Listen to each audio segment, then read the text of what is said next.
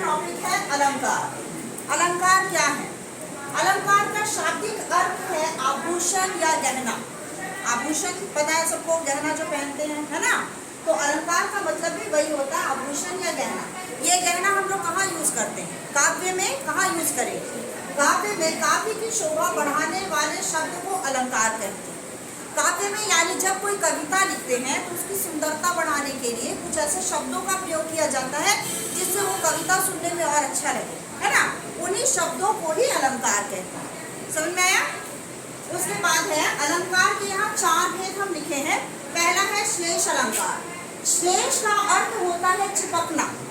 इसका मतलब है कि श्लेष एक शब्द है जिसके साथ बहुत सारे अर्थ चिपके रहते हैं, मतलब एक शब्द के बहुत सारे अर्थ होते हैं। जैसे है जब एक शब्द के कई अर्थ हो, जैसे मंगल को देख पट देख बार बार है। यहाँ पर एक शब्द आया है पट। पट के यहाँ 2 मीनिंग है, 2 अर्थ है। और एक पट का मतलब है वस्त्र और दूसरे पट का मतलब है दरवाजा।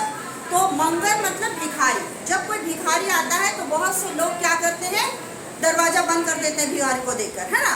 और बहुत से लोग क्या करते हैं कि जब भी कोई भिखारी आता है तो उसको दान में कोई वस्तु, या जैसे यहाँ पर लिखा हुआ है कि वस्त्र दान करते हैं। ठीक है, क्लियर हुआ? उसके बाद है उत्प्रेक्षा। उत्प्रेक्षा अलंकार क्या है? जहाँ प्रस्तुत उपमेय पर अप्रस्तुत उपमान का भेद आरूप आरोप होता है। जैसे यहाँ पर एक वर्ड जो है, तुम लोग हमेशा याद रखोगे कि उत्प्रेक्षा अलंकार में हमेशा 4 वर्ड है आता है, 4 शब्द आते हैं। वो क्या है? मानो, मनु, जानो, जनो। तो उत्प्रेक्षा अलंकार को जब भी पहचानना है तो ये सारे शब्द उसमें उस कविता में देखोगे, काव्य में पढ़कर देखोगे। जैसे यहाँ है उसका मुख मानो चंद्रमा है, यानी उसका मुख जो है चंद्रमा के समान है। ठीक है, तो यहाँ देखो मानो शब्द आया है। ठीक है, तो ये है उत्प्रेक्षा अलंकार। उसके बाद है अतिशयोक्ति अलंकार। अतिशयोक्ति का मतलब क्या होता है? बात को बहुत ज्यादा बढ़ा चढ़ा कर बोलना।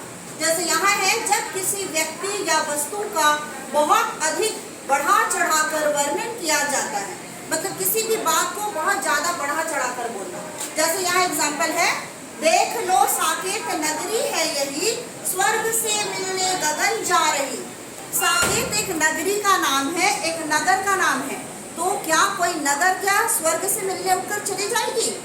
नहीं जाएगी। तो यहाँ पर बात को बहुत ज्यादा बढ़ा चढ़ा कर बोला गया है ना। तो इसे ही कहते हैं अतिशयोक्ति अलंकार, मतलब बात को ज्यादा बढ़ा चढ़ा कर बोलना। उसके बाद यहाँ है मानवीकरण अलंकार। मानवीकरण अलंकार क्या होता है? जब प्रकृति को यानी जड़ पदार्थों का मानवीय भावनाओं का आरोप होता है, मतलब कि प्रकृति को जहाँ मनुष्य के रूप में दिखाया जाता है तब उसे मानवीय अलंकार कहते हैं। जैसे यहाँ देखो, मेघ आए बड़े बन के समर के। मेघ क्या है? मेघ का मतलब बादल।